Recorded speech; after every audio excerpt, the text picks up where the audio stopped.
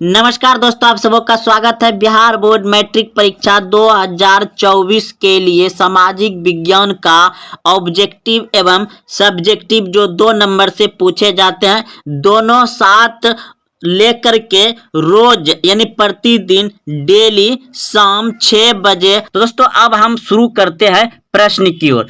देखिए दोस्तों, यहाँ पर प्रश्न को जो हम बताएंगे ना, तो 2 नंबर से ही प्रश्न बताएंगे, आपको ऑब्जेक्टिव अपने आप याद होगा। यानी कि ऑब्जेक्टिव हम सामने रखेंगे और बताएंगे आपको 2 नंबर प्रश्न।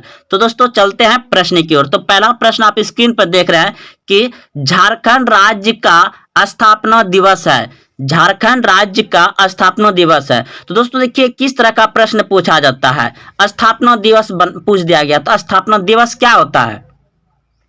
दिवस होता है जिसका जिस दिन जन्म हो उसी दिन ना मनाते हैं, तारीख पकड़ते हैं। दोस्तों अगर आपको उसका पूरा जानकारी रहेगा ना, तो आप कोई भी प्रश्न को अच्छे से हल कर सकते हैं। तो झारखंड राज्य का स्थापना दिवस मनाया जाता है। आपके सामने ऑप्शन दिया गया है 4। अगर आप लोग पहले से पता है तो कमेंट करेंगे। ऑप्शन ए दिया है 15 दिसंबर, ऑप्शन बी दिया गया है 15 नवंबर, ऑप्शन सी दिया गया है 15 जनवरी, ऑप्शन डी दिया गया है 15 अक्टूबर। तो इस प्रश्न का उत्तर हो जाएगा आपका ऑप्शन नंबर बी, बिल्कुल सही है। अब दोस्तों इसका पूरा व्याख्या समझते हैं। देखिएगा व्याख्या, देखिएगा दोस्तों आपका मियाज खुश हो जाएगा। तो देखिए 15 नवंबर 2000 को बिहार का विभाजन करके नया 28वां राज्य के रूप में झारखंड का गठन हुआ। तो दोस्तों इसे बिहार से ही अलग किया। किसको? झारखंड को। कब किया? 15 नवंबर 2000 को। तो झारखंड राज्य कब बना? 15 नवंबर 2000 को झारखंड राज्य बना या झारखंड की स्थापना हुई। अब दोस्तों पूछ दिया जाए कि झारखंड किस राज्य से अलग हुआ? तो बिहार राज्य से अलग हुआ। समझ गए दोस्तों। वैसे दोस्तों बिहार राज्य से तो बहुत अलग, पश्चिम बंगाल अलग हुआ, उड़ीसा 1936 में अलग हुआ था, और 1912 में पश्चिम बंगाल अलग हुआ था। तो बिहार बहुत बड़ा था, धीरे धीरे ये अलग होते रहा। तो चलिए इसका आगे समझते हैं। इसलिए प्रत्येक वर्ष 15 नवंबर को झारखंड राज्य का स्थापना दिवस मनाया जाता है। झारखंड की राजधानी कहाँ है? रांची। झारखंड की राजधानी कहाँ है? रांची है। तो दोस्तों आप लोग समझ गए होंगे कि बिहार राज्य से 15 नवंबर 2000 को बिहार का विभाजन करके नए 28वां राज्य पूछ दिया जाएगा। 28वां राज्य कौन सा है? तो झारखंड है। तो राज्य के रूप में झारखंड का गठन हुआ। इसलिए प्रत्येक वर्ष 15 नवंबर को झारखंड राज्य का स्थापना दिवस मनाया जाता है। झारखंड की राजधानी रांची है। तो दोस्तों आप लोग अच्छे समझ गए होंगे। अगर झारखंड पे लिखने के लिए कहेगा 2 नंबर में, तो आराम से लिख सकते हैं। अब अगला प्रश्न है। प्रश्न है किस गवर्नर जनरल के कार्यकाल में सती प्रथा का अंत हुआ? सती प्रथा क्या होता है दोस्तों? आप लोग समझते होंगे, नहीं जानते हैं तो सुनिए। सती प्रथा वह होता है जिसका कि अभी नई या पुराना शादीशुदा यानी कि एक कपल यानी कि पति पत्नी, तो पति पत्नी में से अगर पति का मान लीजिए एक किसी का नई नवेली शादी हुआ और 1-1.5 महीना या 1 साल के बाद किसी कारण उसका पति का डेथ हो गया, तो उसका जो पत्नी है ना, उसके साथ जिंदा जला दिया करता था। उसके ऊपर बैठा करके, नहीं कि जो उस पे साध करके जलाता है ना, इस पे बैठा करके जिंदा जलाया करता था। तो ये था सती प्रथा। तो सती प्रथा को कब अंत किया, यानी कि कब अंत किया ये तो जानबे करेंगे, लेकिन किसने किया? तो इस प्रश्न का उत्तर हो जाएगा आपका ऑप्शन नंबर डी, बिल्कुल सही है, विलियम वेटिंग ने। अगला देखिए, अब इसका पूरा अच्छा से व्याख्या को समझते हैं। देखिए राजा राम मोहन राय के सहयोग से लॉर्ड वेटिंग ने 1829 ईस्वी में सती प्रथा को समाप्त कर दिया। तो सती प्रथा कब अंत किया गया? सती प्रथा को कब समाप्त किया गया? तो 1829 में। याद रखिएगा, सती प्रथा को कब अंत किया गया? सती प्रथा कब बंद किया गया? 1829 में। सती प्रथा आप लोग समझ गए कि अगर कोई व्यक्ति अगर डेट कर जाता था यानी कि मर जाता था तो उसका पत्नी को जिंदा उसके साथ जला दिया जाता था, चाहे नए रहे या पुराने रहे। तो दोस्तों आप लोग समझ गए। तो इसको 1829 ईस्वी में समाप्त किया। किसके सहयोग से?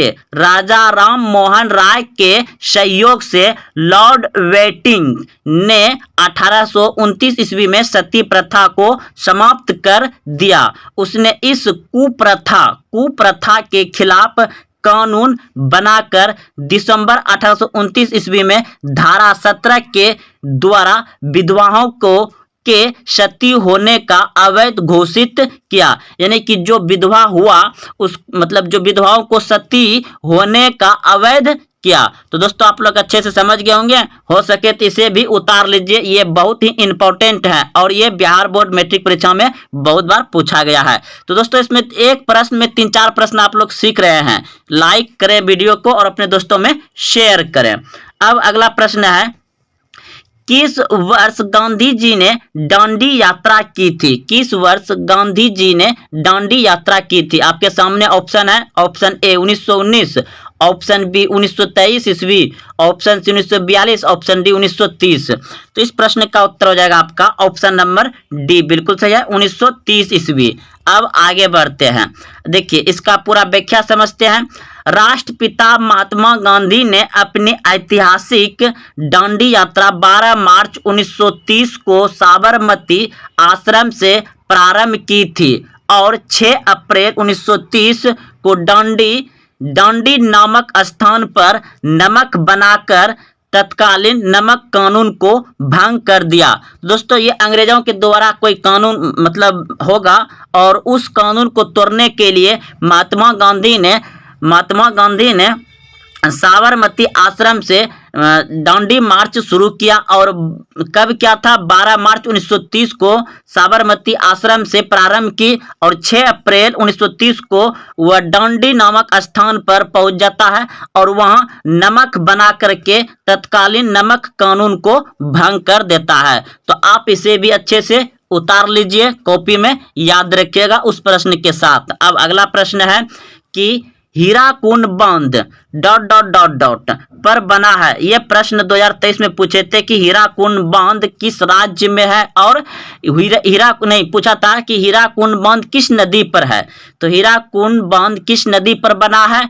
तो महान नदी पर बना है। ऑप्शन नंबर 20 सही हो जाएगा। ऑप्शन नंबर 20 सही हो जाएगा। कुछ भी पूछ सकता है दोस्तों, एक प्रश्न में 2-3 प्रश्न हम बता रहे हैं, 4 प्रश्न बता रहे हैं। तो देखिए भारत का सबसे लंबा बांध हीराकुंड बांध है।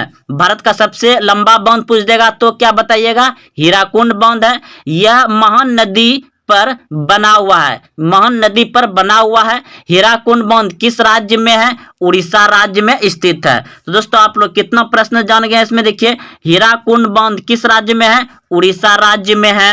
हीराकुंड बांध किस नदी पर बना हुआ है? महान नदी पर बना हुआ है। भारत का सबसे लंबा बांध हीराकुंड बांध। तो दोस्तों एक प्रश्न में 3-4 प्रश्न आप सीख रहे हैं। तो दोस्तों इसको अच्छे से याद रखिए, इसी से प्रश्न पूछा जाएगा ऐसे ही। तो अगला प्रश्न आप देख रहे हैं कि निम्नलिखित बांधों में सबसे अधिक लंबा बांध कौन सा है? निम्नलिखित बांधों में सबसे लंबा बांध कौन सा है? तो इनमें से कौन सा लंबा बांध होगा आपका? तो इस प्रश्न का उत्तर तो अभी आप सभी जानबे किए हैं तुरंत कि हीराकुंड बांध होगा। ऑप्शन नंबर सी हो जाएगा। हीराकुंड बांध भारत का सबसे लंबा बांध है। बांध मतलब दोस्तों बनाया गया आदमी के द्वारा। अगला देखिए, अब इसको पूरा व्याख्या समझते हैं। हीराकुंड बांध भारत में सबसे लंबा बांध है। यह महान नदी पर उड़ीसा में स्थित है। भाखड़ा नंगल बांध भारत में सबसे ऊंचा बांध है। देखिए इसमें क्या सीखने के लिए मिला? भारत का सबसे ऊंचा बांध भाखड़ा नंगल बांध। भाखड़ा नंगल बांध भारत का सबसे ऊंचा बांध। लंबा बांध तो समझ गए आप लोग, हीराकुंड बांध जो महान नदी पर है उड़ीसा में लंबा बांध है। और ऊंचा बांध भाखड़ा नंगल बांध है। यह सतलज नदी पर बना हुआ है। भाखड़ा नंगल बांध किस नदी पर बना हुआ है? सतलज नदी पर बना हुआ है। याद रखिए भाखड़ा नंगल बांध किस नदी पर बना हुआ है? सतलज नदी पर बना हुआ है। और किस राज्य में है? पंजाब में है। किस राज्य में है भाखड़ा नंगल बांध? पंजाब में स्थित है। तो आप इसे भी अच्छे से उतार लीजिए। दोस्तों इनमें से प्रश्न आएगा ही आएगा, या और बिल्कुल इसी तरह से पूछता है, एक प्रश्न में 3-4 प्रश्न हम बता रहे हैं। आगे बढ़ते हैं। देखिए अगला प्रश्न है, संविधान सभा ने भारत के संविधान को कब स्वीकृति किया था? स्वीकृति किया था, स्वीकृति क्या ना कि स्वीकार किया, स्वीकार किया। संविधान सभा ने भारत के संविधान को कब स्वीकृति किया यानी कि स्वीकार किया? आपके सामने ऑप्शन दिया गया है। तो दोस्तों इस प्रश्न का उत्तर हो जाएगा आपका ऑप्शन नंबर सी हो जाएगा। 26 नवंबर 1949 को स्वीकृति किया था, लागू नहीं किया था। क्या किया था? स्वीकृति किया था, उसको स्वीकार किया या पारित किया। पारित क्या भी आ जाता है, पारित किया। लागू कब किया? 26 जनवरी 1950 को, ऑप्शन नंबर डी हो जाएगा। लागू पूछता तब, लेकिन यहाँ स्वीकृति या पारित रहता लिखा हुआ, तो आप 26 नवंबर 1949 को लिखिएगा। अब देखिए यहाँ पर लिखा हुआ आ जाएगा आपका पूरा व्याख्या, कंफ्यूजन दूर। संविधान सभा ने भारत के संविधान को 26 नवंबर 1949 को स्वीकृति किया, स्वीकृति के नाम कि स्वीकार किया, एवं 26 जनवरी 1950 को इसे लागू किया पूरे देश में। तो आप इसे भी अच्छे से उतार लीजिए, एकदम इंपॉर्टेंट वीवीआई सब प्रश्न। दोस्तों यह चीज आपको जो है ना बिहार बोर्ड जो है इस तरह से अगर तैयारी कर लीजिएगा, हम बता रहे हैं जितना वीडियो अपलोड करेंगे आप अगर मेरे साथ चलेंगे साल भर, तो दोस्तों आप बिहार बोर्ड को तो जैसे कि तैसे कर दीजिएगा। और अन्य कोई प्रतियोगिता परीक्षा में बैठेंगे ना तो वहां भी दोस्तों आप धज्जियां उड़ा देंगे प्रश्न का।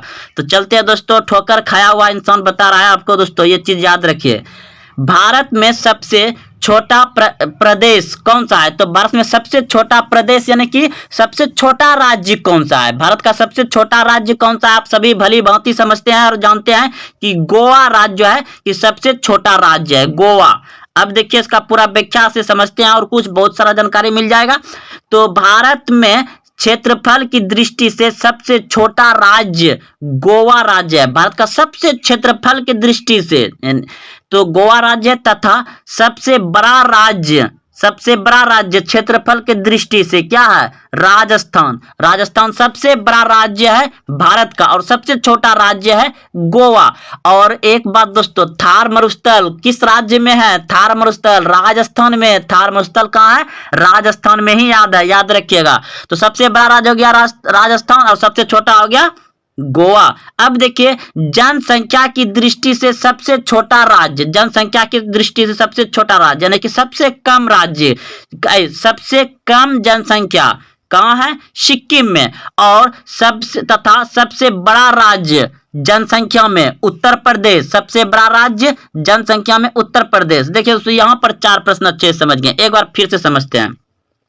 भारत में क्षेत्रफल के दृष्टि से सबसे छोटा राज्य गोवा और भारत का सबसे बड़ा राज्य क्षेत्रफल के दृष्टि से ही राजस्थान, और राजस्थान में ही पाया जाता है थार मरुस्थल। थार मरुस्थल कहाँ पाया जाता है? राजस्थान में। अब देखिए जनसंख्या की दृष्टि से सबसे छोटा राज्य, जनसंख्या की दृष्टि से सबसे छोटा राज्य क्या है? सिक्किम। और जनसंख्या की दृष्टि से सबसे बड़ा राज्य क्या है? उत्तर प्रदेश। बिहार की बात करें तो यहाँ पे जनसंख्या घनत्व हो जाएगा। जनसंख्या घनत्व अगर पूछ दिया जाए कि जनसंख्या घनत्व में सबसे बड़ा राज्य कौन सा हो जाएगा, तो बिहार हो जाएगा। घनत्व मतलब कि कम जगह ज्यादा आदमी ठूसा हुआ, घनत्व मतलब हो जाता है, घनत्व मतलब ठूसा हुआ, कम जगह ठूसा हुआ आदमी, तो घनत्व में आ जाएगा। तो दोस्तों चलिए फिलहाल यहाँ 4 प्रश्न आप हर प्रश्न में 4 प्रश्न 3 प्रश्न 4 प्रश्न समझ रहे हैं, तो इसे भी अच्छे से आप कॉपी में नोट कर लीजिए, सामाजिक विज्ञान।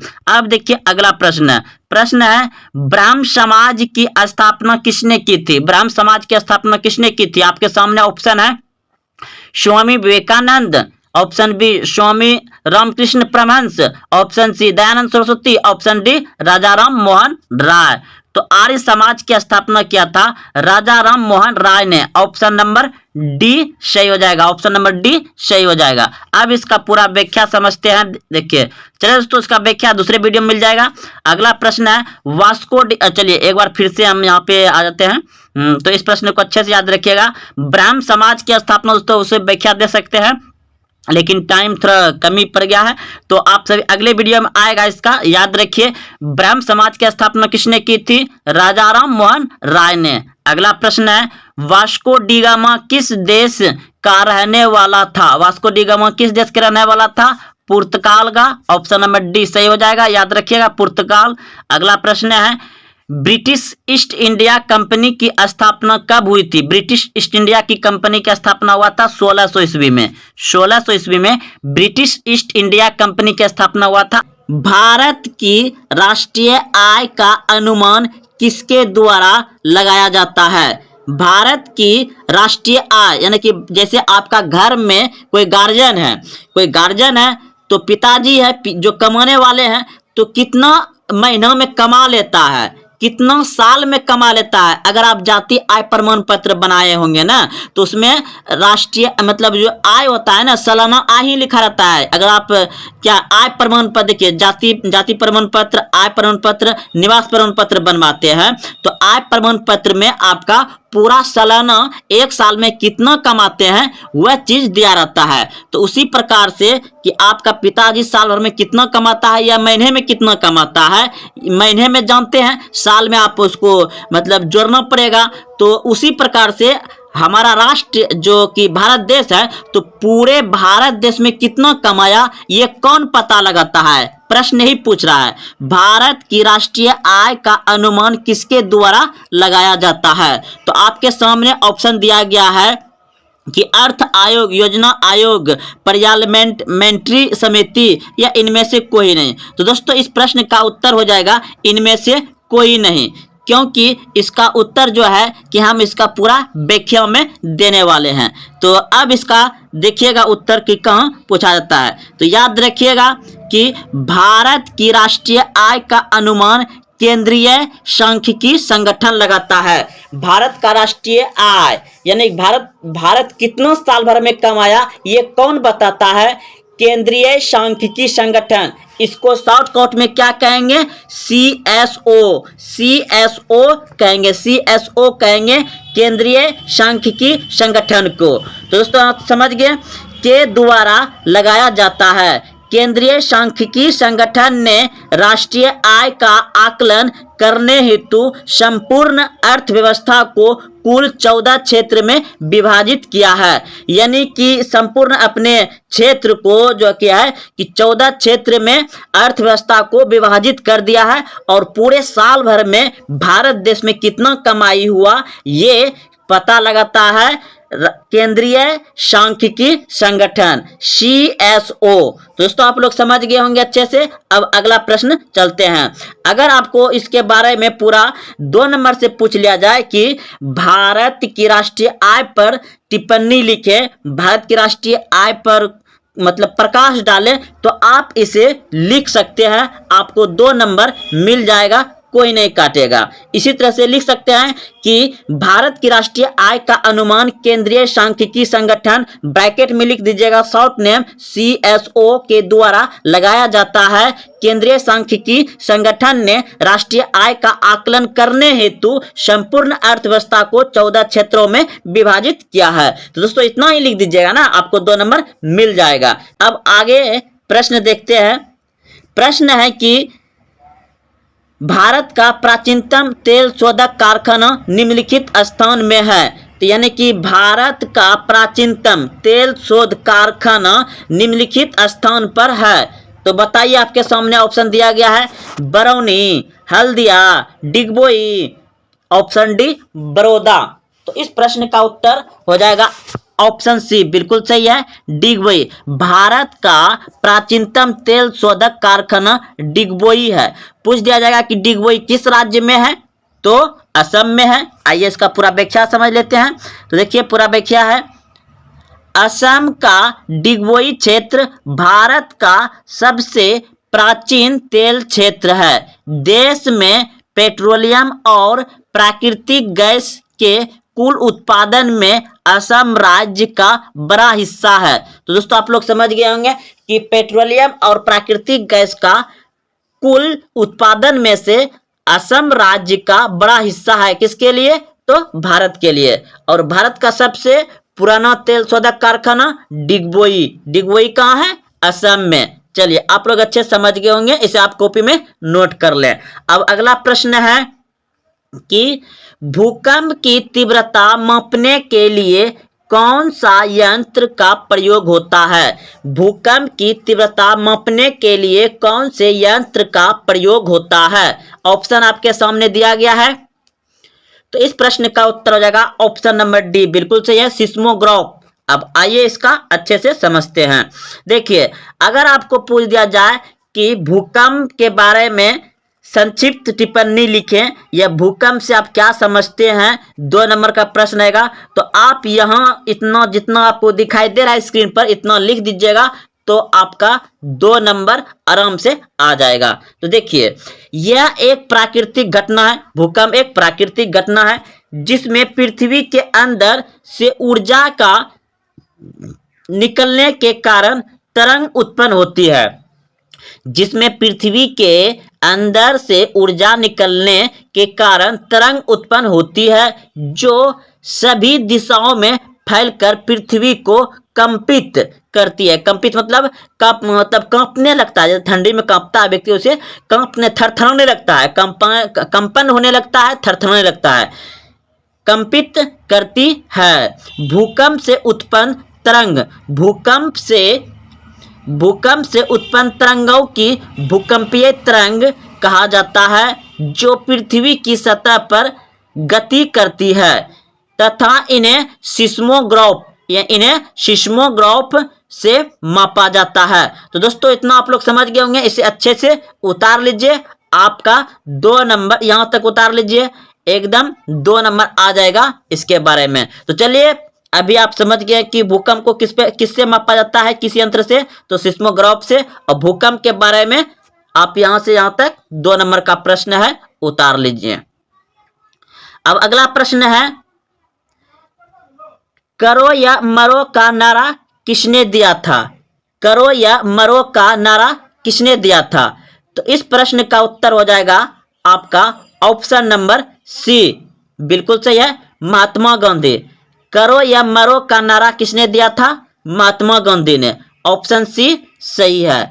अगला देखिए, अब इसका पूरा व्याख्या देखिए दोस्तों, इंपॉर्टेंट लाए हैं जो कि आपको बिहार बोर्ड में नारा पूछा जाता है। तो इधर नारा है और इधर महापुरुष है। बिहार बोर्ड में ही नहीं दोस्तों, और सभी प्रतियोगिता परीक्षाओं में किसी भी एग्जाम में बैठेंगे ना, तो ये सभी प्रश्न पूछा ही जाता है। इसलिए जो भी पढ़िए बढ़िया से पढ़िए और याद रखिए। जब तो अब समझेंगे कि करो या मरो का नारा तो आप सभी जान रहे हैं कि महात्मा गांधी ने दिया था। कहाँ दिया था? ये दिया था मुंबई में 8 अगस्त 1942 को, भारत छोड़ो आंदोलन में। भारत छोड़ो आंदोलन में महात्मा गांधी ने करो या मरो का नारा दिया था। अब देखिए, जय जवान जय किसान का नारा किसने दिया था? लाल बहादुर शास्त्री ने। जय जवान जय किसान का नारा किसने दिया था? लाल बहादुर शास्त्री ने। दिल्ली चलो का नारा किसने दिया था? सुभाष चंद्र बोस ने। दिल्ली चलो का नारा किसने दिया था? सुभाष चंद्र बोस ने।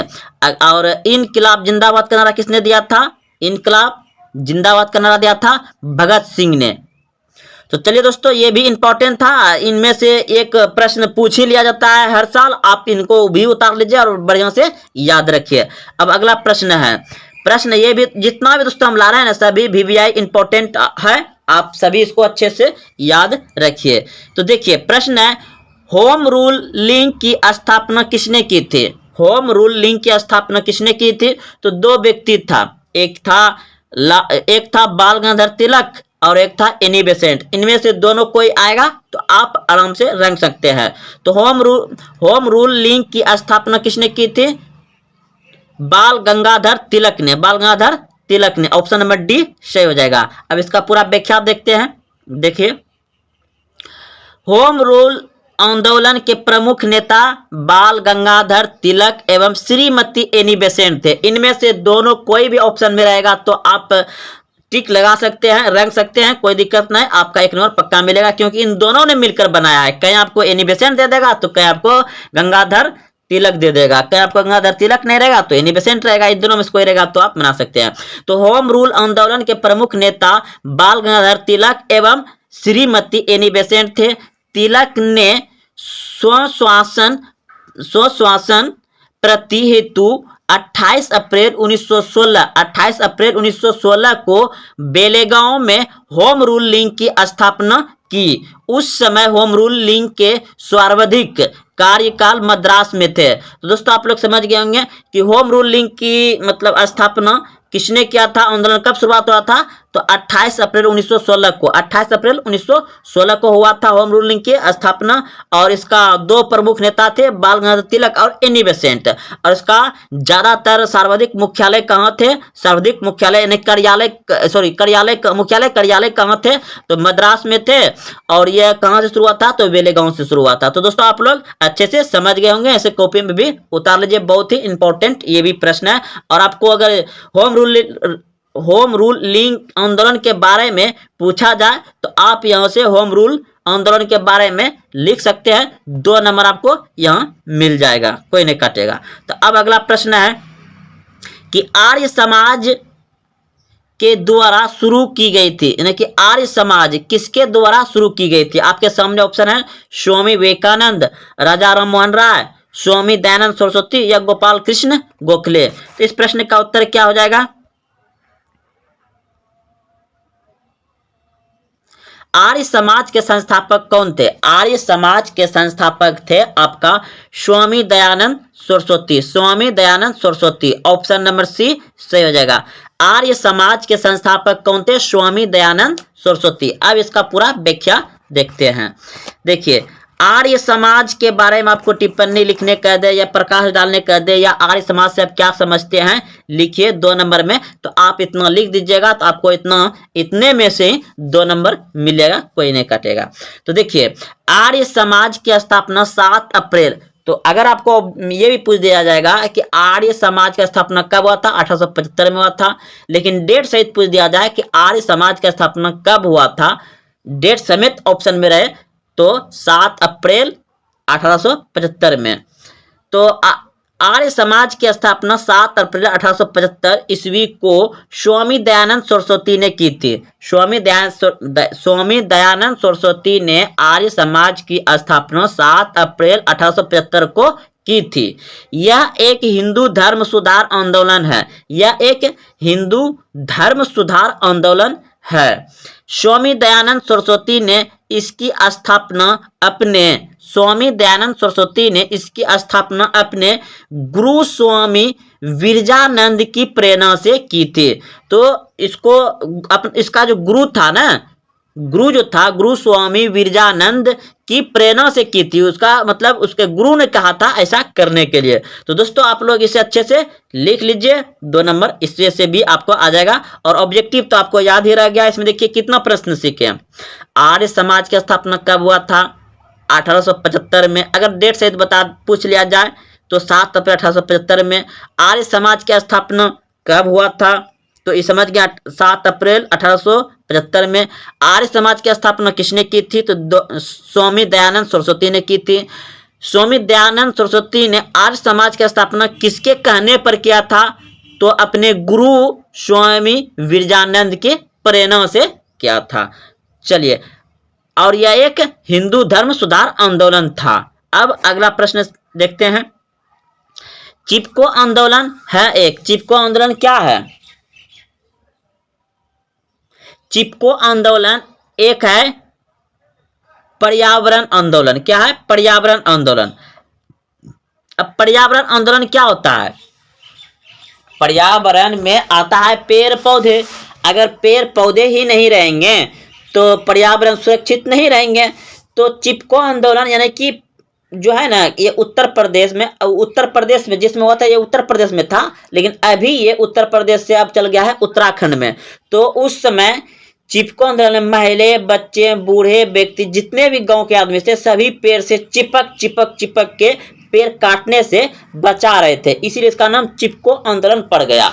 अब आइए इसको पूरा व्याख्या से समझते हैं। तो चिपको आंदोलन था पर्यावरणीय आंदोलन। अगला प्रश्न देखिए, इसका देखते हैं संबंधित पूरा व्याख्या।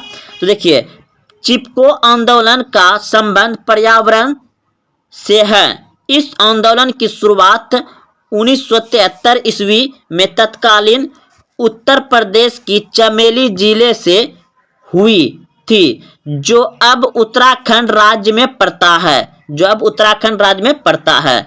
इस आंदोलन की शुरुआत सुंदरलाल बहुगुणा ने की थी। अब देखो पूछ दिया जाएगा कि चिपको आंदोलन की शुरुआत किसने किया था, तो सुंदरलाल बहुगुणा ने किया था। चिपको आंदोलन कब हुआ था, 1973 ईस्वी में हुआ था। और जो बात इसमें नहीं लिखा है वो हम बता देते हैं। चिपको आंदोलन जो है ना, मतलब पेड़ सब उस समय काटा, मतलब काटता था बहुत सारा आदमी, तो गांव का आदमी सब जो है ना पेड़ उसको पेड़ पौधे को बचाने के लिए पेड़ से बहुत सारा महिला सब चिपक चिपक के उसको बचा रहे थे। तो दोस्तों ये हम ऑब्जेक्टिव के साथ बता रहे हैं। अगर आप उसका पूरा डिटेल से देखना चाहते हैं तो अभिषेक कुमार गुप्ता जी यूट्यूब चैनल पर चिपको आंदोलन सर्च करें, साथ में अभिषेक कुमार गुप्ता जी भी बोलिए या लिखिए, वो आ जाएगा आपका चिपको आंदोलन का पूरा व्याख्या और इमेज के साथ। तो अब अगला प्रश्न देखते हैं, इसे भी उतार लीजिए, यहां से भी आपका 2 नंबर मिलेगा, कोई नहीं काट सकता है दोस्तों। अब देखिए अगला प्रश्न है कि विश्व की सबसे लंबी नदी कौन सी है। विश्व की सबसे लंबी नदी कौन सी है, तो विश्व का सबसे लंबी नदी है आपका नील नदी। और भारत देश की सबसे लंबी नदी है गंगा नदी, जो बहती हुई है, सब दिन बहती रहती है। भारत देश का गंगा नदी और पूरे विश्व में नील नदी। अगला प्रश्न है कि भारतीय राष्ट्रीय कांग्रेस की प्रथम महिला अध्यक्ष कौन थी। भारतीय राष्ट्रीय कांग्रेस की प्रथम महिला अध्यक्ष कौन थी। तो दोस्तों आप सभी जानते हैं कि भारतीय राष्ट्रीय कांग्रेस की स्थापना जो हुआ है 1885 ईस्वी में A.O. ह्यूम ने किया था। और इसका महिला पहला अध्यक्ष जो है एनी बेसेंट हो जाएगा। एनी बेसेंट पहला पूछा है, तो आइए इसका पूरा व्याख्या समझते हैं। तो देखिए इसका पूरा व्याख्या है यहाँ से। भारतीय राष्ट्रीय कांग्रेस की प्रथम महिला अध्यक्ष एनी बेसेंट थी। एनी बेसेंट ने 1917 ईस्वी में कोलकाता में हुए भारतीय राष्ट्रीय कांग्रेस के अधिवेशन की अध्यक्षता की थी। सरोजिनी नायडू भारतीय राष्ट्रीय कांग्रेस के प्रथम महिला अध्यक्ष थी। तो दोस्तों अगर यदि पूछ दिया जाए कि भारतीय महिला अध्यक्ष कौन थी भारतीय राष्ट्रीय कांग्रेस की, तो हो जाएगा आपका सरोजिनी नायडू। अगर सिर्फ पूछ दिया जाए कि प्रथम महिला कौन थी, उसमें भारतीय नहीं लगा रहेगा, तब हो जाएगा आपका एनी बेसेंट। और इसका स्थापना हुआ था 1885 में। स्थापना किसने किया था, A.O. ह्यूम ने। इसका भी दोस्तों प्रश्न इस वीडियो में नहीं है, तो दूसरे वीडियो में भी पूरा व्याख्या से आ जाएगा। तो अब प्रश्न बच गया था कि हाँ, गदर आंदोलन का संस्थापक कौन था। गदर आंदोलन का संस्थापक कौन था, आपके सामने में ऑप्शन दिया गया है।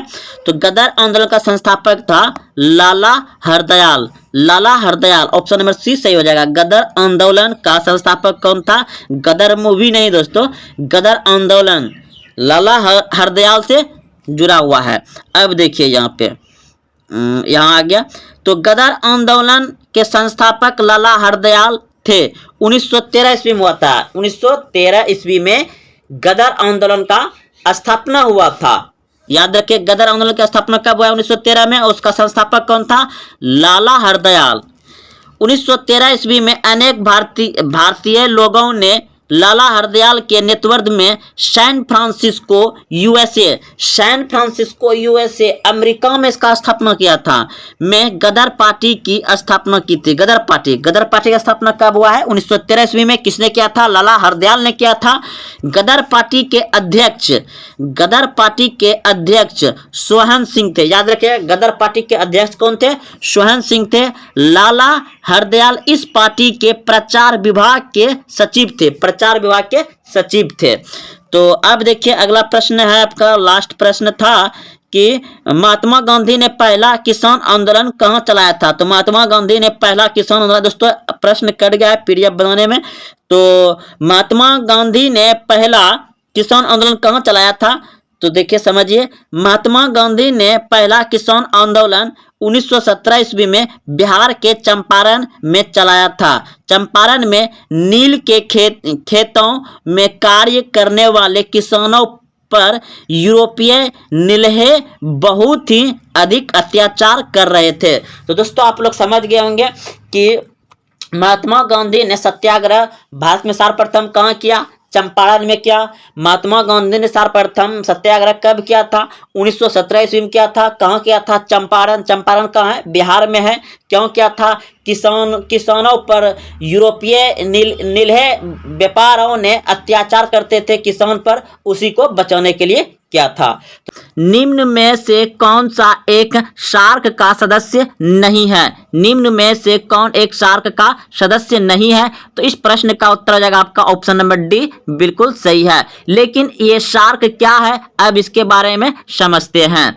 देखिए दोस्तों, यह जो है कि आप सभी जानते हैं कि हम लोग जो है कि एशिया महादेश में रहते हैं, यानी कि दक्षिणी क्षेत्र में। हम लोग एशिया महादेश की दक्षिण क्षेत्र में रहते हैं।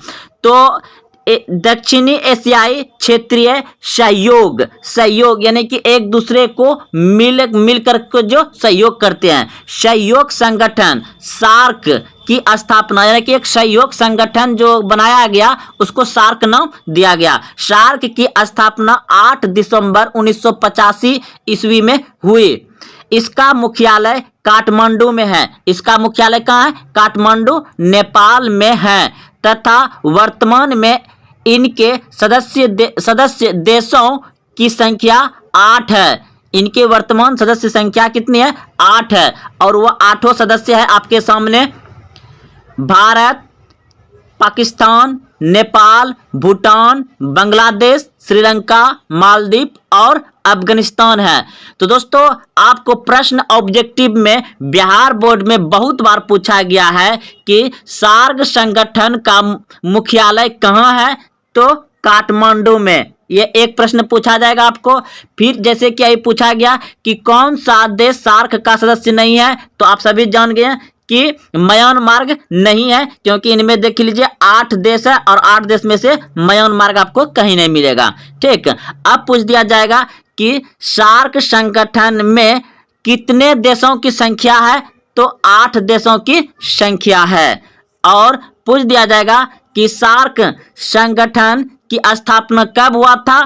तो 8 दिसंबर 1985 को हुआ था।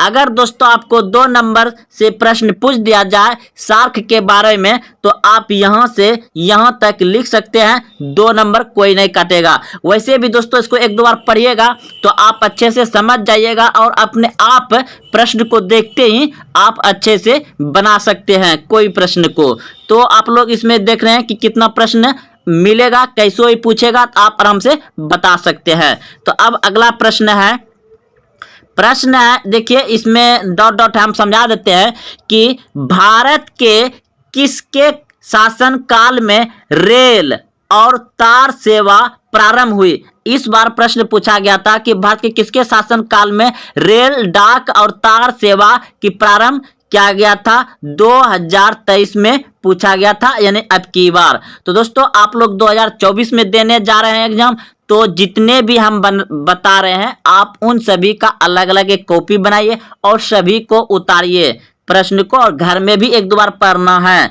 तो दोस्तों ऐसा मत सोचिए कि आपको यह सभी प्रश्न सिर्फ बिहार बोर्ड मैट्रिक परीक्षा में ही पूछेगा। आप जब इससे मैट्रिक के बाद किसी और एग्जाम में बैठेंगे ना, तो वहां भी पूछेगा, इसलिए जिसे पढ़िए बहुत अच्छे से पढ़िए। तो दोस्तों आप लोग को प्रश्न पूछा जाएगा, तो यहाँ पे प्रश्न है कि भारत में किसके शासन काल में रेल तार सेवा प्रारंभ हुई थी? तो इस प्रश्न का उत्तर हो जाएगा आपका ऑप्शन नंबर जो है कि सी, बिल्कुल सही है। हम इसका पूरा व्याख्या बताएंगे तब आपको समझ में आएगा, अभी आपको समझ में नहीं आ रहा होगा। तो देखिए भारत में रेल और तार सेवा और डाक सेवा, जो डाक टिकट होता है, इन तीनों लॉर्ड डलहौजी के शासन काल में आरंभ हुआ था। तो दोस्तों अब देखिए इसका जब पूरा व्याख्या देखिएगा तब आपको अच्छे से समझ में आ जाएगा। देखिए लॉर्ड डलहौजी को भारत में रेलवे का जनक माना जाता है। तो लॉर्ड डलहौजी को भारत में रेलवे का जनक माना जाता है। इसी के समय में भारत में पहली बार 16 अप्रैल 1853 को मुंबई से थानों के बीच प्रथम रेलगाड़ी चलाई गई थी, जो कि 34 किलोमीटर था मुंबई से थानों के बीच। तो दोस्तों आपको इस बार भी पूछा गया था कि भारत में प्रथम रेलगाड़ी कब चली थी, तो 16 अप्रैल 1853 को भारत में प्रथम रेलगाड़ी चली थी। अब देखिए इसी के काल में 1854 में नया पोस्ट ऑफिस एक्ट पारित हुआ। यानी भारत में कब पोस्ट ऑफिस जो टिकट होता है वह कब हुआ, तो 1854 में, जो कि एक दूसरे डाक द्वारा डाक के ऊपर जो टिकट चिपकाया जाता है वही। अब अगला है कि हाँ पोस्ट ऑफिस पारित हुआ और भारत में पहली बार डाक टिकट का प्रचलन हुआ। तो दोस्तों समझ गए। इसी के समय में कोलकाता एवं आगरा के बीच पहली बार बिजली से संचालित तार सेवा शुरू हुई। तो इसी के बीच में पहली बार यानी कि कोलकाता से आगरा के बीच बिजली से संचालित तार सेवा भी शुरू हुआ था इसी के शासनकाल में। तो दोस्तों आप लोग अच्छे से समझ गए होंगे कि भारत के यानी कि ये जो है लॉर्ड डलहौजी, भारत में लॉर्ड डलहौजी के ही शासनकाल में रेल लाइन बिछाया गया, यानी कि रेल पटरी बिछाया गया। प्रथम बार रेलगाड़ी किसके शासनकाल में चला था, लॉर्ड डलहौजी के शासनकाल में चला था। इसी के समय पोस्ट ऑफिस और तार सेवा दोनों यानी तीनों इसी के शासनकाल में हुए थे। तो आप इसे अच्छे से उतार लीजिए क्योंकि इसमें से प्रश्न आपको बिहार बोर्ड। अब अगला प्रश्न देखिए, प्रश्न है भारत का प्रथम उपग्रह छोड़ा गया था। भारत का प्रथम उपग्रह कब छोड़ा गया था, तो ऑप्शन नंबर सी बिल्कुल सही है। 19 अप्रैल 1975 ईस्वी को भारत का प्रथम उपग्रह छोड़ा गया था। उपग्रह, अब देखिए इसका समझते हैं व्याख्या। तो देखिए भारत का प्रथम उपग्रह आर्यभट्ट था। भारत का प्रथम उपग्रह कौन सा था, आर्यभट्ट। आपको प्रश्न पूछ लिया जाएगा कि भारत का प्रथम उपग्रह कौन सा था, तो आर्यभट्ट था। आर्यभट्ट को 19 अप्रैल 1975 को पूर्वी सोवियत संघ के प्रेक्षण केंद्र से अंतरिक्ष में छोड़ा गया था। यानी कि अपने देश से नहीं छोड़ा गया था, ये दूसरे देश से छोड़ा गया था। आर्यभट्ट को 19 अप्रैल 1975 को यानी कि सोवियत संघ के द्वारा छोड़ा गया था। पुनः भारत के दूसरा उपग्रह भास्कर 1 का परीक्षण भी 7 जून 1979 को सोवियत संघ से ही छोड़ा गया। तो दोस्तों आप लोग समझ गए होंगे कि भारत का पहला उपग्रह आर्यभट्ट था और कब छोड़ा गया था, 19 अप्रैल 1975 को छोड़ा गया था। कहां से छोड़ा गया था, तो सोवियत संघ रूस से छोड़ा गया था। अगला प्रश्न है कि 11 जुलाई को मनाया जाता है। 11 जुलाई को मनाया जाता है तो जनसंख्या दिवस। 11 जुलाई क्या मनाते हैं, जनसंख्या दिवस। और विश्व स्वास्थ्य दिवस कब मनाया जाता है, 7 अप्रैल को। विश्व पर्यावरण दिवस कब मनाया जाता है, 5 जून को। विश्व महिला दिवस कब मनाया जाता है, 8 मार्च को। और पृथ्वी दिवस कब मनाया जाता है, तो पृथ्वी दिवस मनाया जाता है 22 अप्रैल को। और बिहार दिवस कब मनाया जाता है, तो 22 मार्च को। अब देखिए इतना बता दें दोस्तों, आप लोग याद रखिए। यहाँ देखिए विश्व जनसंख्या दिवस 11 जुलाई को, विश्व स्वास्थ्य दिवस 7 अप्रैल को, विश्व पर्यावरण दिवस 5 जून को, और विश्व एड्स दिवस 1 दिसंबर को, और विश्व यानी कि अंतर्राष्ट्रीय महिला दिवस 8 मार्च को। बिहार दिवस कब बताएं आपको, बिहार दिवस 22 मार्च को, और पृथ्वी दिवस 22 अप्रैल को। तो दोस्तों आप लोग समझ गए होंगे। अब आगे बढ़ते हैं। देखिए यह प्रश्न जो है कि बहुत ही इंपॉर्टेंट है और यह 2 नंबर का ही प्रश्न है। प्रश्न ये 5 नंबर का ही प्रश्न पूछ सकता है, इसको आपको 5 नंबर से भी पूछ लिया जाएगा।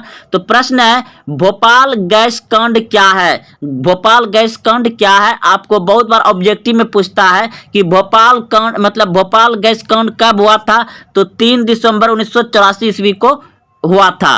तो दोस्तों ये अब इसको अच्छे से समझते हैं कि भोपाल गैस कांड क्या है। ये बहुत ही इंपॉर्टेंट प्रश्न है, ये आपको 5 नंबर या 2 नंबर से जरूर पूछे जाएंगे या ऑब्जेक्टिव में भी पूछा जाएगा। तो देखिए उत्तर में लिखिएगा भोपाल गैस कांड के बारे में। उत्तर में लिखिएगा कीटनाशक दवा बनाने वाली यूनियन कार्बाइड फैक्ट्री के मध्य प्रदेश के भोपाल में स्थित था। यानी भोपाल गैस कांड क्या था? भोपाल गैस कांड जो है कि कीटनाशक दवा बनाने वाली यूनियन कार्बोरेट फैक्ट्री मध्य प्रदेश के भोपाल में स्थित है। 2 और 3 दिसंबर 1984 की मध्य रात्रि में एक ऐसी घटना घटी जो औद्योगिक विकास के चेहरे पर गहरी कलिक पोत गया, यानी कि गहरा कलिक पोत गया।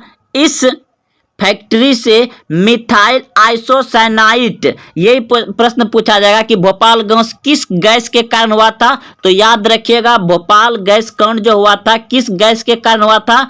तो मिथाइल आइसोसाइनाइड के कारण हुआ था। आप लोग भी बहुत सारा ऑब्जेक्टिव में यानी कि अगर क्वेश्चन बैंक पढ़ते हैं तो वहां भी मिलता होगा। मिथाइल आइसोसाइनाइड हुआ था, उसका शॉर्ट नेम है MIC। नमक द्रव ताप बढ़ जाने से गैस में परिणित हो गया। गैस में क्या हो गया? परिणित हो गया और इसका रिसाव शुरू हो गया। रिसाव मतलब उसका मतलब इकलना, रिसाव होना शुरू हो गया। यह जहरीली गैस सांस के साथ फेफड़े में गई। फेफड़े में पानी भर गया। फेफड़े में क्या हो गया? गैस जाने के बाद फेफड़े में पानी भर गया। सांस फूलने लगी और फिर छूट गई। यानी कि सांस फूलने लगा और फिर सांस क्या हो गया? छूट गया, यानी कि सांस लेना बंद हो गया। हजारों लोग सदा के लिए सो गए, यानी कि हजारों लोग सदा के लिए सो गए, यानी कि हजारों लोग की मृत्यु हो गया।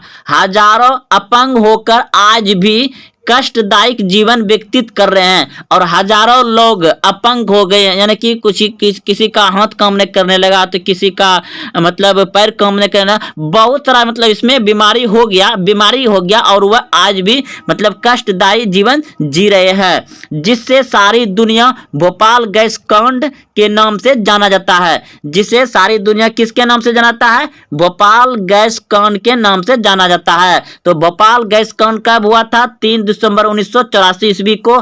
किस गैस के कारण हुआ था? मिथाइल आइसोसाइनाइड, जिसे शॉर्ट नेम क्या है? MIC के नाम से जाना जाता है।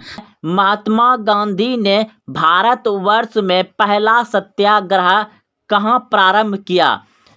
भारतवर्ष इसलिए लिखा गया दोस्तों कि सत्याग्रह का इसने भारतवर्ष में पहली बार किया और एक बार पहले किया है वह दक्षिण अफ्रीका में किया है। महात्मा गांधी आप सभी जानते हैं कि 1915 में भारत आया था।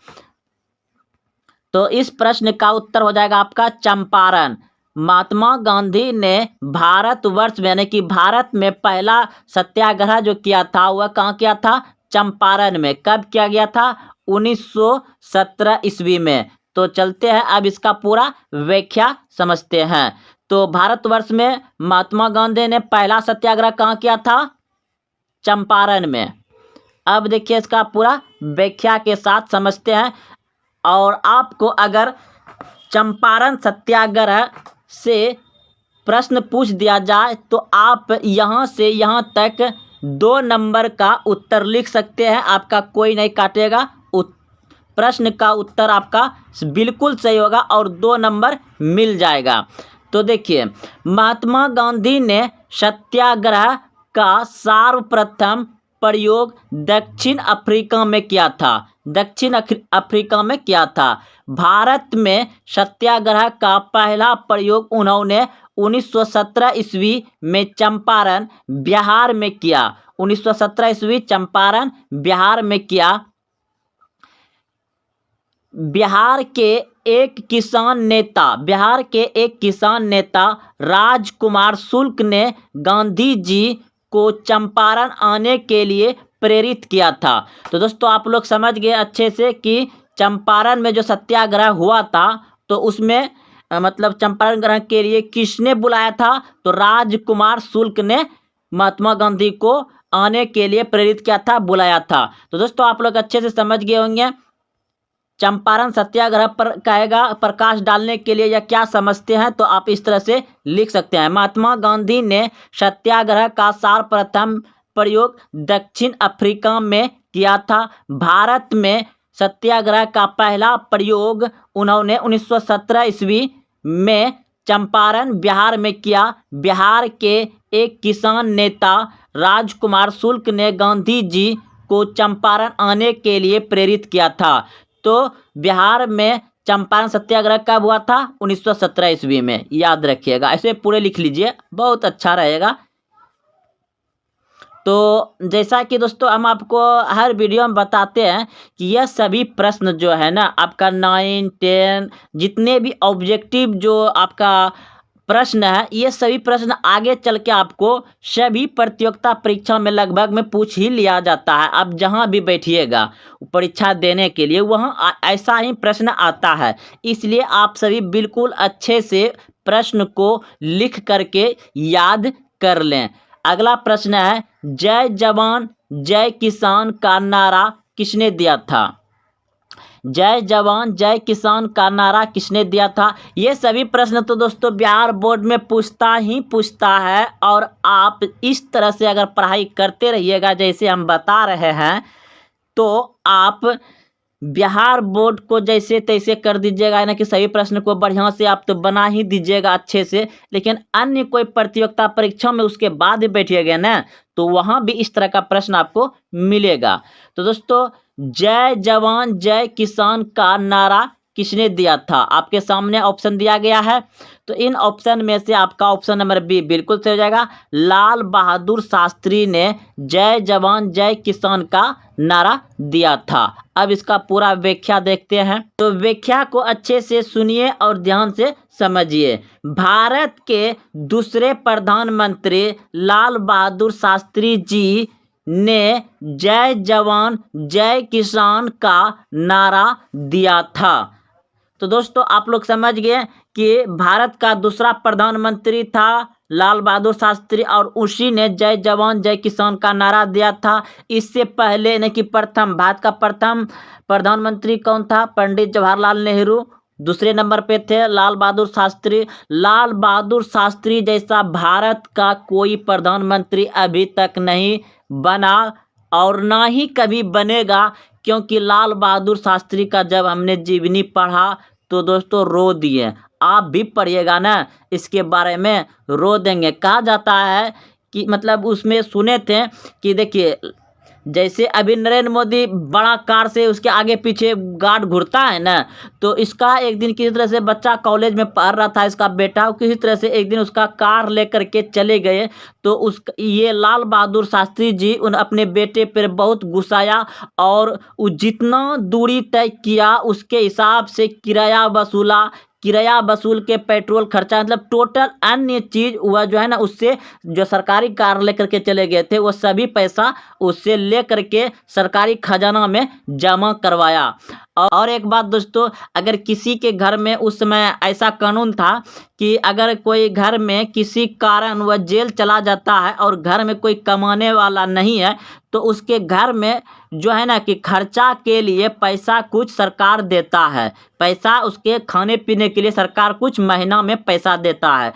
तो उस समय जो है कि पैसा 50 रुपये दिया करता था इसके घर में, 50 रुपये पैसा दिया करता था इसके घर में, और लाल बहादुर शास्त्री जेल में थे।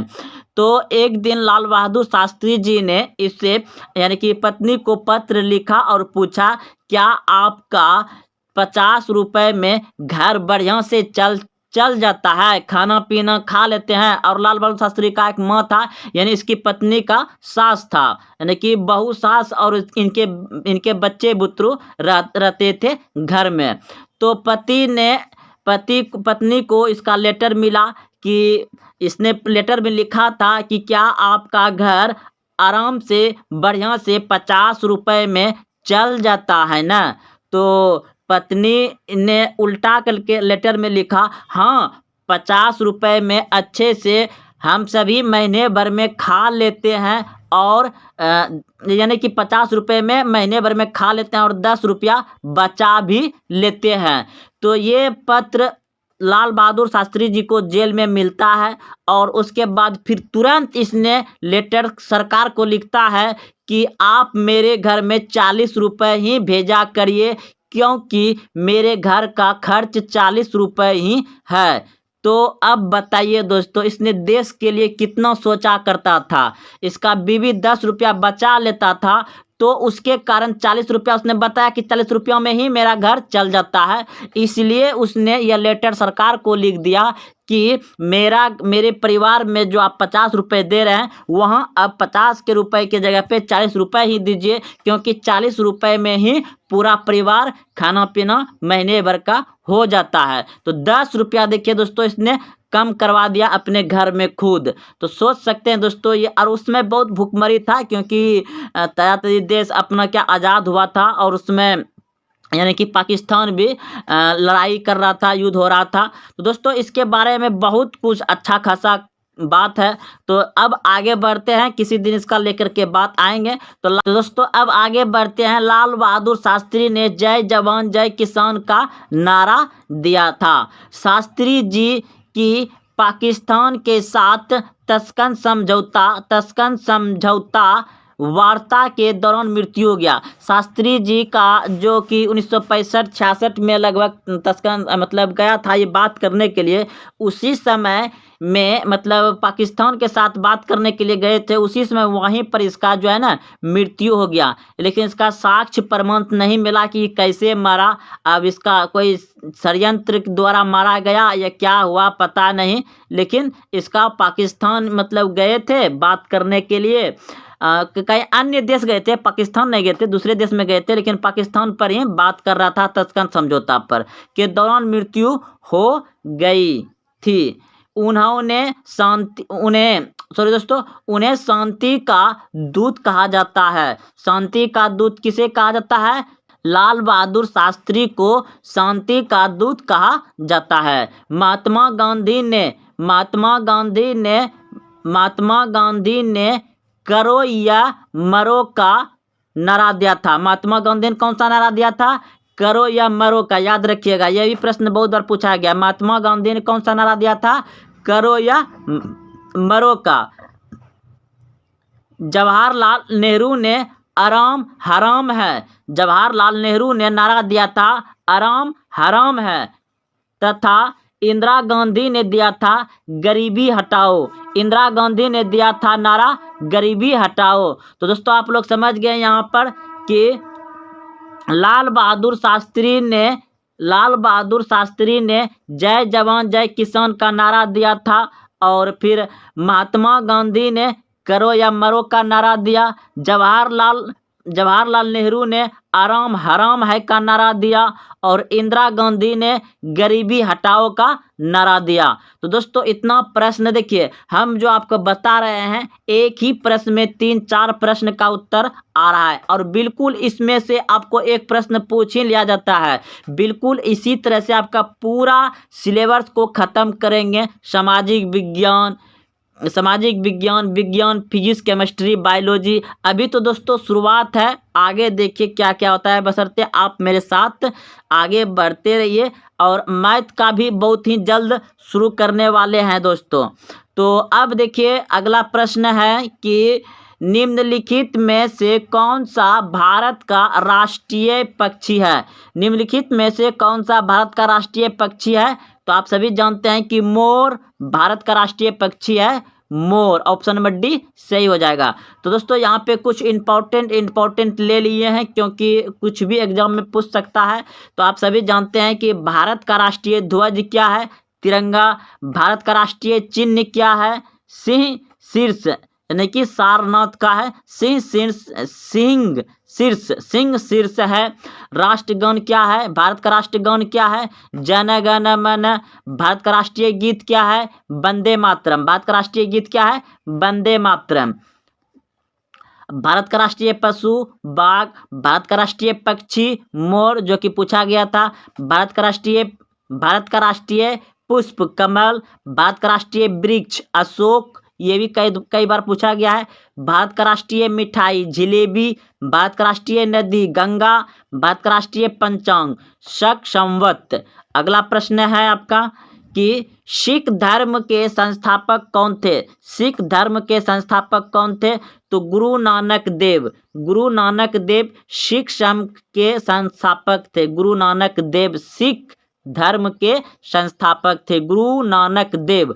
अब इसका व्याख्या देखिए, सिख धर्म के संस्थापक गुरु नानक देव थे।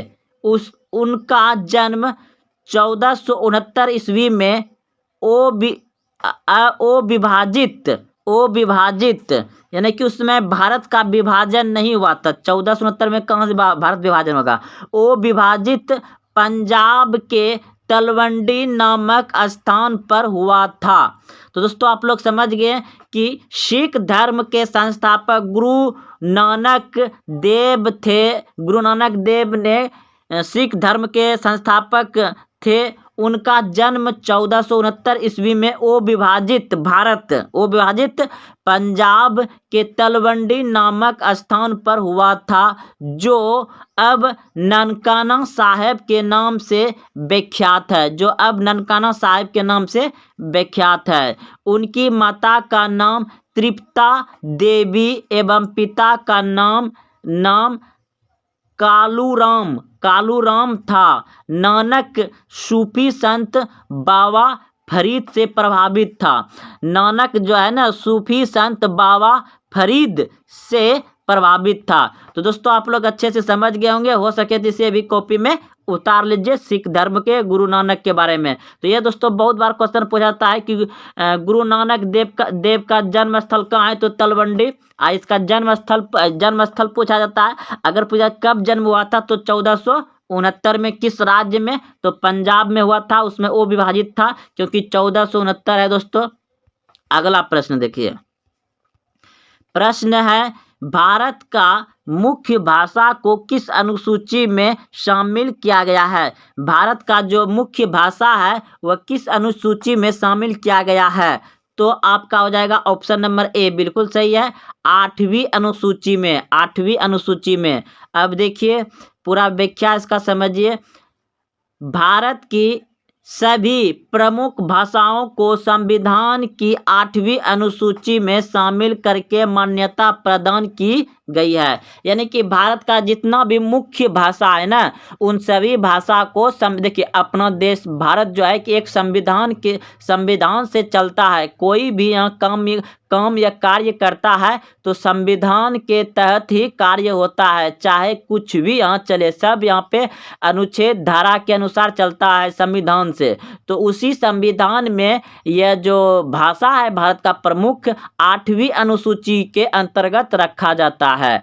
तो आगे पढ़ते हैं। वर्ष 2003 में 100वां संविधान संशोधन, यानी अगर उसमें कुछ जोड़ना या घटाना है तो उसको संशोधन कहा जाता है। तो 100वां संशोधन द्वारा 4 नई भाषाओं को 8वीं अनुसूची इसमें शामिल किए गए किए जाने के बाद इसमें दर्ज संख्याओं यानी कि भाषा की संख्या 22 हो गई है। यानी कि दोस्तों अब अभी तक उसमें जितने भी भाषा जोड़े गए हैं टोटल 22 भाषा हुआ। भारत के संविधान 8वीं अनुसूची में भाषा की कुल संख्या कितनी है, 22 भाषा है। आप लोग नए नोट पर देखिएगा 22 भाषा होगा और पुराने नोट पर देखिएगा 17 भाषा है। तो दोस्तों इसको 2003 में जोड़ा गया 100वां संविधान संशोधन के तहत। चलिए दोस्तों आप लोग अच्छे से समझ गए होंगे। अब अगले प्रश्न की ओर। प्रश्न है आपका, कागज का आविष्कार सर्वप्रथम कहाँ हुआ था। तो दोस्तों कागज का आविष्कार सर्वप्रथम हुआ था कहाँ, चीन में। चीन में ही सर्वप्रथम लिखने की कला, कागज का आविष्कार और रुपया का, पैसा का आविष्कार और प्रिंटिंग मशीन जो होता है प्रिंट करने वाला, ये सभी जो है ना चीन में ही आविष्कार हुआ है। ऑप्शन बी सही हो जाएगा। कागज का आविष्कार चीन में, पैसा का आविष्कार चीन में, प्रिंटिंग मशीन का चीन में, लिखने की कला चीन में। अब अगला प्रश्न है आपका, देखिए, कागज का आविष्कार सर्वप्रथम चीन में 105 ईसा पूर्व में हुआ था। 105 ईसा पूर्व, उसमें उल्टे गिनती हो रहा था, 105 ईसा पूर्व में हुआ था। यही सर्वप्रथम लिखने की कला भी विकसित हुई। यहीं सर्वप्रथम लिखने की कला भी विकसित शुरू हुई और रुपया यानी पैसा भी यहीं शुरू हुआ। अब अगला प्रश्न है कि अधिकेंद्र शब्द किससे संबंधित है? अधिकेंद्र शब्द किससे संबंधित है? तो अधिकेंद्र संबंधित है भूकंप से किससे संबंधित है? अधिकेंद्र शब्द किससे संबंधित है? तो भूकंप से। ऑप्शन ए सही हो जाएगा, भूकंप। अब देखिए इसका पूरा व्याख्या समझिए। अधिकेंद्र भूकंप मूल के ठीक ऊपर लंबवत स्थान जहां सबसे पहले भूकंपीय तरंग का पता चलता है अधिकेंद्र कहलाता है। ये भी क्वेश्चन बहुत बार पूछा गया है कि भूकंप का पता कहाँ से चलता है? अधिक केंद्र से चलता है, अधिक केंद्र से। अब आगे समझिए, अधिक केंद्र से मतलब कहलाता है भूकंप से प्रभावित क्षेत्र में अधिक केंद्र ही ऐसा बिंदु है जो भूकंप का मूल बिंदु होता है। अब देखिए अगला प्रश्न है आपका, एक व्यक्ति ग्राम पंचायत की सदस्यता के लिए चुनाव लड़ना चाहता है, उसकी उम्र कितनी होनी चाहिए? यानी एक व्यक्ति जो है कि अपनी सदस्यता के लिए चुनाव लड़ना चाहता है गांव में, जो 5 साल के लिए चुनाव होता है ना, मुखिया वार्ड सदस्य जो बनता है, तो वह जो चुनाव लड़ेगा उसका उम्र कितना होना चाहिए? तो ग्राम पंचायत में उम्र होना चाहिए 21 साल होना चाहिए। तो वह जो है कि एक व्यक्ति ग्राम पंचायत की सदस्यता के लिए चुनाव लड़ना चाहता है तो उसकी उम्र होनी चाहिए 21 वर्ष या इससे ऊपर होना चाहिए, यानी 21 वर्ष से अधिक होना चाहिए। अब देखिए यहाँ पे पूरा व्याख्या समझिए। संविधान के अनुसार ग्राम पंचायत की सदस्यता के लिए न्यूनतम आयु 21 वर्ष होनी चाहिए। न्यूनतम यानी कि कम से कम 21 वर्ष होना चाहिए और अधिकतम आपका 60, 70, 80, 190 कुछ भी रह सकता है। तो आयु 21 वर्ष होनी चाहिए।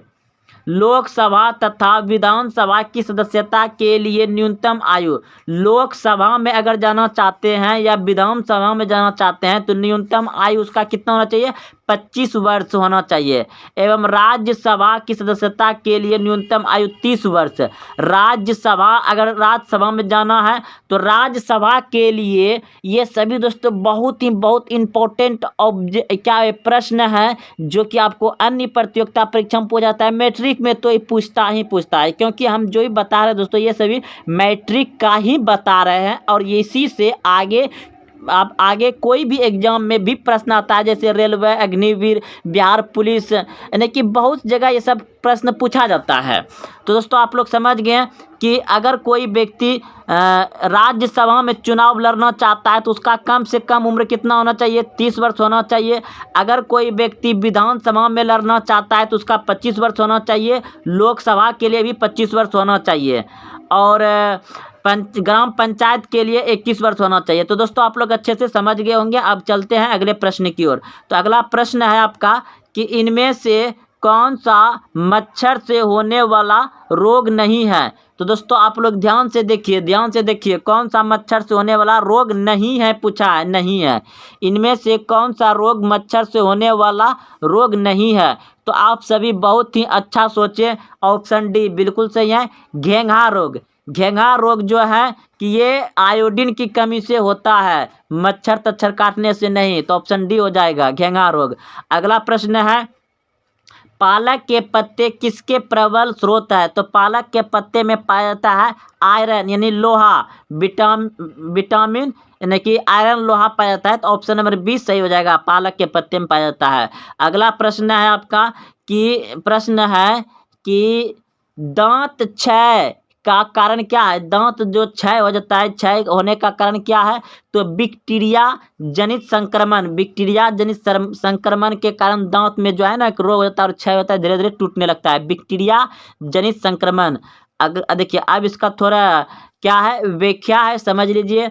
घेंघा रोग शरीर में आयोडीन की कमी के कारण होता है। मलेरिया रोग मादा एनोफ्िलीज मच्छर के काटने से होता है। मलेरिया जो होता है ना वह मादा यानी कि मेल और फीमेल होता है ना, मेल और फीमेल, तो मादा एनोफ्िलीज मच्छर के काटने से मलेरिया रोग होता है। आयोडीन की कमी से घेंघा रोग होता है। पालक के हरे पत्ते आयरन के प्रबल स्रोत होते हैं। सबसे अधिक आयरन मेथी में पाया जाता है। सबसे अधिक आयरन किसमें पाया जाता है? मेथी में पाया जाता है। आयरन रक्त में हीमोग्लोबिन का निर्माण करता है। आयरन क्या करता है? रक्त में हीमोग्लोबिन का निर्माण करता है। तो दोस्तों आप से अगर यहाँ तक पहुँचे हैं तो अगर आप अभी तक चैनल को सब्सक्राइब नहीं किए तो चैनल को सब्सक्राइब कर लें, और जो सब्सक्राइब कर लिए हैं वह वीडियो को लाइक कर दें, क्योंकि उससे हम मोटिवेट होते हैं और हम अच्छे से अच्छे काम करने में दोस्तों मज़ा आता है। यानी कि आप लोगों के लिए वीडियो बनाना मज़ा आता है, लाइक और सब्सक्राइब करते हैं। और हाँ, अपने दोस्तों में शेयर जरूर करें दोस्तों, शेयर करें दोस्तों, इतना चीज़ बताएं, बस आपको सिर्फ इतना सा करना है कि शेयर कर देना है, लाइक कर देना है, और अभी तक चैनल को सब्सक्राइब नहीं किया तो चैनल को सब्सक्राइब कर लें। दोस्तों आपको फ्री में इतना चीज़ बता रहे हैं, फ्री तो नहीं है दोस्तों, आपका महत्वपूर्ण टाइम है। तो मिलते हैं फिर कल। जय हिंद, जय भारत।